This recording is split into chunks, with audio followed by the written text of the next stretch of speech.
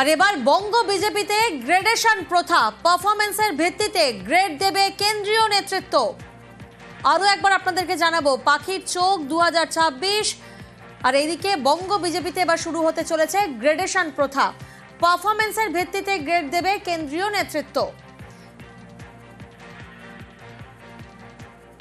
বঙ্গ বিজেপিতে গ্রেডেশন প্রথা, যেখানে জেলা থেকে রাজ্য প্রতি স্তরের নেতৃত্বের পারফরমেন্সের ভিত্তিতে গ্রেড দেবে কেন্দ্র।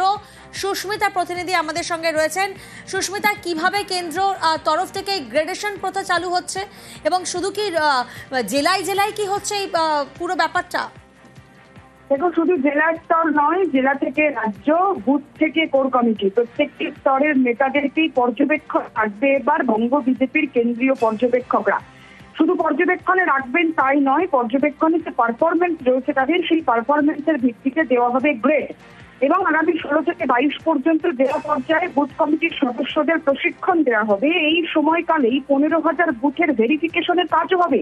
সেই বুথ কমিটি তৈরি করার প্রক্রিয়া যে চালিয়েছে এতদিন ধরে বঙ্গ বিজেপির জেলা স্তরের নেতৃত্বরা, সেই কমিটি কতখানি যৌক্তিকতা রয়েছে, সেই কমিটির সদস্যদের কতখানি অস্তিত্ব রয়েছে, সেই সকল বিষয়ে ভেরিফিকেশন হবে এবং সেই প্রশিক্ষণের পরেই এন্ট্রি পাবে পারফরমেন্স গ্রেড। বুথ কমিটি সংক্রান্ত আয়োজিত কর্মশালায় বাংলা বিজেপির কেন্দ্রীয় পর্যবেক্ষক সুনীল বানসাল এমনটাই জানিয়েছেন। সব নেতাদের সব ধরনের কাজের পারফরমেন্স কেমন তার মূল্যায়ন করা হবে এবং সেই ভিত্তিতে গ্রেড প্রদান করা হবে। শুধু বুথ স্তর নয়, বিজেপির বুথ কমিটি থেকে আরম্ভ করে শীর্ষ নেতৃত্ব, জেলা কমিটির সমস্ত স্তরেই এই পারফরমেন্সের খারাপ হতে চলেছে এবার।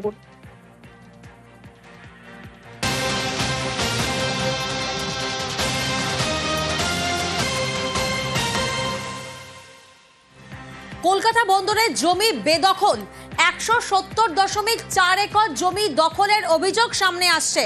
সংসদের দাবি করেছেন কেন্দ্রীয় জাহাজ মন্ত্রক। আবির প্রতিনিধি আমাদের সঙ্গে রয়েছেন। আবির, সংসদে কেন্দ্রীয় জাহাজ মন্ত্রকের তরফ থেকে ঠিক কি দাবি করা হয়েছে? দেখো, যে প্রসঙ্গ উল্লেখিত হয়েছিল তার মধ্যে ছিল হচ্ছে যে কলকাতা বন্দরের যে জমি রয়েছে সেই জমির ব্যবহার কিভাবে করা হবে এবং সেই জমির ব্যবহার করে কি পরিমাণ অর্থ কলকাতা বন্দর আয় করতে পারে, তারই একটি পরিসংখ্যান কেন্দ্রীয় জাহাজ মন্ত্রকের তরফ থেকে উল্লেখিত করা হয়েছে। এবং সেখানে তারা বলছেন তাদের হাতে যে পরিমাণ জমি রয়েছে সেই পরিমাণ জমির মধ্যে প্রায় 170 একরের কাছাকাছি জমি রয়েছে, যে জমিগুলো জবরদখল হয়ে রয়েছে এবং 706 জন এই জবরদখল করে রয়েছেন। তাদের বক্তব্য হচ্ছে জবরদখলকারীদের যদি সম্পূর্ণভাবে সরিয়ে দিতে পারা যায় এবং যদি পুরোপুরিভাবে বন্দরের হাতে সেই জমি চলে আসে, তাহলে সেখান থেকেও জমিকে বৈধভাবে লিজ দিয়ে তারা অর্থ আয় করতে পারেন। এবং একটা পরিসংখ্যান তারা দিয়েছেন, সেখানে তারা উল্লেখ করেছেন যে গত 5 বছরে প্রায় জমি লিজ দিয়ে প্রায় 3,000 কোটি টাকারও বেশি আয় করতে পেরেছে কলকাতা বন্দর, যেটা কলকাতার মতো নদী বন্দরের ক্ষেত্রে অত্যন্ত গুরুত্বপূর্ণ। তাদের বক্তব্য যে বহু জায়গাতে জবরদখল সরাতে গিয়ে বেশ সমস্যার মধ্যে পড়তে হয় এবং জবরদখলকারীরা যে ধরনের আচরণ করেন তাতে বন্দরের কর্মীদেরকেও সমস্যার মধ্যে পড়তে হচ্ছে। বেশ,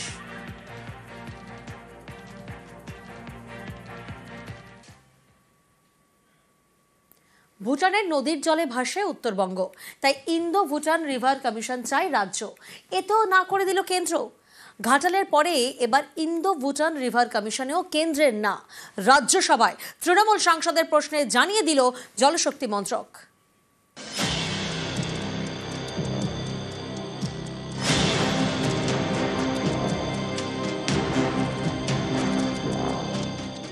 ঘাটাল মাস্টার প্ল্যানে টাকা দেবে না বলে আগেই জানিয়ে দিয়েছে কেন্দ্র। এবার ইন্দো ভুটান রিভার কমিশনেও কেন্দ্রের না। ভুটানে বৃষ্টি হলেই ভাসে উত্তরবঙ্গ, প্রতি বছর দুর্ভোগ চরমে ওঠে। উত্তরবঙ্গকে বাঁচাতে ইন্দো ভুটান রিভার কমিশন চায় রাজ্য। এ নিয়ে সোমবার রাজ্যসভায় প্রশ্ন তোলেন তৃণমূল সাংসদ ঋতব্রত বন্দ্যোপাধ্যায়। তৃণমূল সাংসদের প্রশ্নের জবাবে জলশক্তি মন্ত্রক জানিয়ে দিয়েছে, ইন্দো ভুটান রিভার কমিশন তৈরির মতো কোনো প্রস্তাব ভাবনা চিন্তায় নেই। আমি জানতে চেয়েছিলাম যে সরকার ইন্দো ভুটান কমিশন করবেন কি করবেন না, করতে চাইছেন কিনা।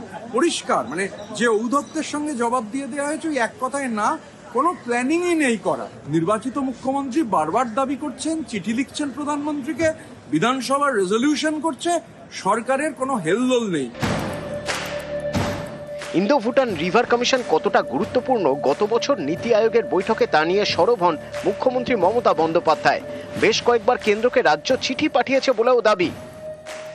ইন্দো ভুটান রিভার কমিশন করার কথা বলেছি অন রেকর্ড, কারণ ভুটানের যে জল আসে সেই জলে আমাদের নর্থ বেঙ্গল, আলিপুরদুয়ার, জলপাইগুড়ি বিশেষ করে অনেকটাই ডুবে যায় প্রতি বছর, ফ্লাড অ্যাফেক্টেড এরিয়া। আমার রিটেন স্পিচে এগুলো দেওয়া আছে, ভুটানেরটা দেওয়া ছিল না, তাই আমি বলেছি একটা ইন্দো ভুটান বাংলার এই ব্যাপারটা নিয়ে নর্থ বেঙ্গলের একটা হওয়া উচিত। 29 July 2024 Indo Bhutan river commission তৈরির প্রস্তাব পাশ হয় এ রাজ্যের বিধানসভায়।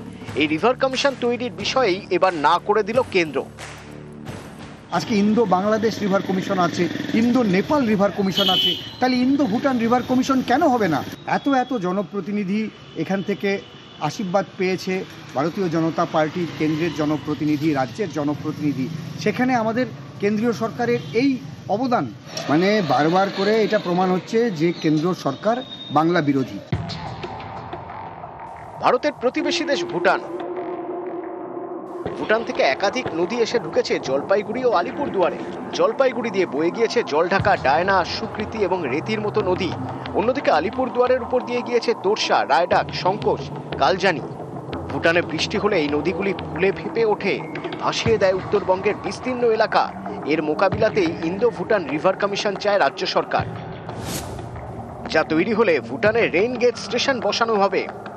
কোথায় কত বৃষ্টির পূর্বাভাস তা জানা যাবে। বৃষ্টির জল নদীপথে আটকানো সম্ভব কিনা তাও নিশ্চিত করা যাবে। এরকম গুরুত্বপূর্ণ ইন্দো ভুটান রিভার কমিশন তৈরিতেই না করে দিল কেন্দ্র।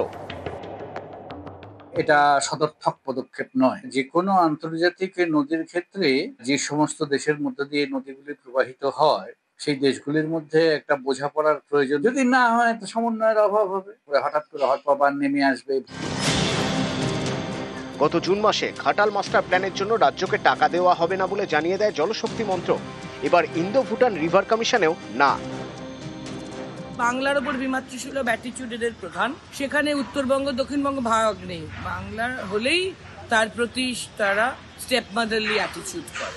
আমরাও এটা চাই যে যদি ইন্দো ভুটান যদি রিভার কমিশন হয় তাহলে সকলেরই লাভ হবে। শুধু একটা মাইলেজ পাওয়ার জন্য, ভোটের রাজনীতি করার জন্য তারা সবসময় যখনই বর্ষার সময় আসে তখন এটা মনে পড়ে যে না ইন্দো ভুটান নদীর কমিশন হওয়া উচিত। রাজ্য সরকার কেন্দ্র সরকারের কাছে প্রস্তাবটা পাঠাক। রাজ্য বিধানসভাতেও এই প্রস্তাব সংক্রান্ত আলোচনাতে শাসক বিরোধী উভয় পক্ষই একটা বিষয় সমর্থন জানিয়েছিল যে সাধারণ মানুষকে সুবিধা দেওয়ার জন্য তাদের জীবন যাতে বিপন্ন না হয় সে কারণে তারা কেন্দ্রের কাছে দরবার করতে চায় এই রিভার কমিশন নিয়ে। তবে যেভাবে একেবারে সংসদের মধ্যে কেন্দ্রের তরফ থেকে সরাসরি না বলে দেওয়া হয়েছে তাতে আদেও বিপন্ন ডুয়ার্সকে বাঁচানোর জন্য এই রিভার কমিশন আদেও গঠন করা সম্ভব হবে কিনা তা নিয়ে প্রশ্ন উঠছে। আর এক্ষেত্রে দাঁড়িয়ে ফের নতুন করে শাসক বিরোধী একে অপরের বিরুদ্ধে রাজনীতি করার অভিযোগ তুলছেন।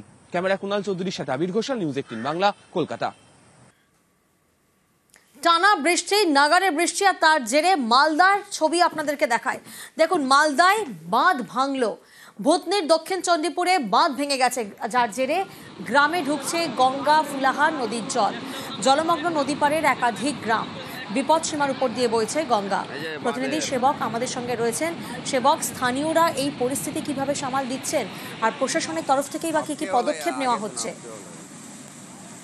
একদমই, দেখো তুমি যেমনটা বলছিলে যে এক নাগারে বৃষ্টি, গত কয়েকদিন ধরেই নদীর জল খুঁজছিল। এই অবস্থায় আজকে সকাল 6:15 নাগাদ মানিকচকের ভর্তি দক্ষিণ চণ্ডীপুর এখানে নবনির্মিত যে বাঁধ অস্থায়ীভাবে তৈরি করা হয়েছিল সেচ দপ্তরের তরফ থেকে, সেই বাঁধের বেশ কিছুটা অংশ জলের স্তরে ভেসে যায়। এরপরে কিন্তু দক্ষিণ চণ্ডীপুর এলাকায় হু করে ঢুকছে গঙ্গা ও ফুলার নদীর জল, যার ফলে আগামীতে তোমার উত্তর চণ্ডীপুর, হিরানন্দপুর পঞ্চায়েত এলাকাও প্লাবিত হতে পারে এমনটাই মনে করা হচ্ছে। স্থানীয় বাসিন্দারা অনেকেই কিন্তু উঁচু জায়গায় সরে গিয়েছেন, কারণ গত কয়েকদিন ধরেই পরিস্থিতি ক্রমশ অবনতি হচ্ছিল। আর প্রশাসন জানিয়েছে যেসব মানুষ নিচু জায়গায় রয়েছেন বা যে সমস্ত মানুষের ঘরে ঘরে জল ঢুকছে তাদেরকে সরানোর উদ্যোগ শুরু হয়েছে। বেশ কিছু মানুষকে ইতিমধ্যেই সরানো হয়েছে, ত্রাণ দেওয়া হচ্ছে। এর পাশাপাশি যে এলাকায় বাঁধ ভেঙে গেছে সেখানে কোনোভাবে কোন রকম কাজ জরুরি ভিত্তিতে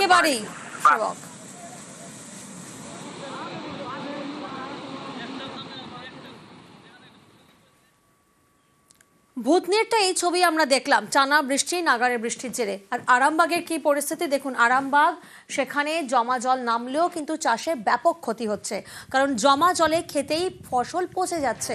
জমা জলে নষ্ট হচ্ছে বিঘার পর বিঘা ধানের চারা। যে ছবি এই মুহূর্তে আপনারা দেখছেন, একদিকে অতিবৃষ্টি আর অন্যদিকে ডিবিসি ছাড়া জল, যার জেরে চাষে ব্যাপক ক্ষতি হচ্ছে। শুভদীপ প্রতিনিধি আমাদের সঙ্গে রয়েছেন এই মুহূর্তে। শুভদীপ, কৃষকদের তরফ থেকে ঠিক কি দাবি করা হচ্ছে, কারণ তাদের তো মাথায় হাত? একেবারেই মাথায় হাত, কারণ বর্ষার সময় চাষে কিন্তু খরচটা কম হয়, সেই কারণেই বর্ষার চাষটা কিন্তু প্রত্যেক চাষই করেন। এবার যে অবস্থা হয়েছে, ধানের চারা সদ্য রোপণ হওয়ার পরেই কিন্তু বন্যা হয়, অতিবৃষ্টি হয় এবং ডিবিসি ছাড়া জলে প্লাবন পরিস্থিতি তৈরি হয়। বিঘার পর বিঘা চাষের জমি বেশ প্রায় এক সপ্তাহ ধরে জলমগ্ন থাকে, ফলে সদ্য রোপণ হওয়ার প্রশাসনের তরফ থেকে কোনো আশ্বাস, শুভদীপ?